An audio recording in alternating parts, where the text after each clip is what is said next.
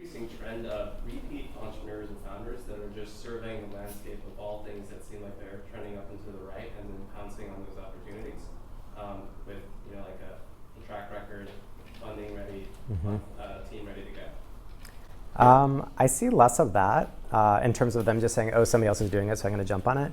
I think there was always some of that behavior, but I think in general, one of the things that serial founders run into, and I also see it happen with people who are entrepreneurs in residence at venture funds, where they sort of come in to start something, is that they kind of aim too high.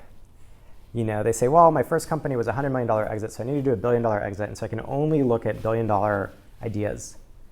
And most things, again, are non-obvious, and you're like, I'm going to do this thing. And I guess to take a big step back, I think founding a company is almost an act of desperation, right? Like the reason you start a company up to a point, and there's people who are always just going to start companies. Like Max Levchin will always start companies, right? But there are people who start companies because there's no other way that they could accelerate what they're doing in life faster, right? And that's most founders. That was me when I started a company, right? Like I could have joined as like a director at some company, or I could have started a company and hopefully had a much faster trajectory. And so I think founding a company is the fastest way to try and jump the system, right? And if you're really successful already, why put yourself through that terrible pain of starting and running a company? It's like awful, in my opinion, right? It's really hard.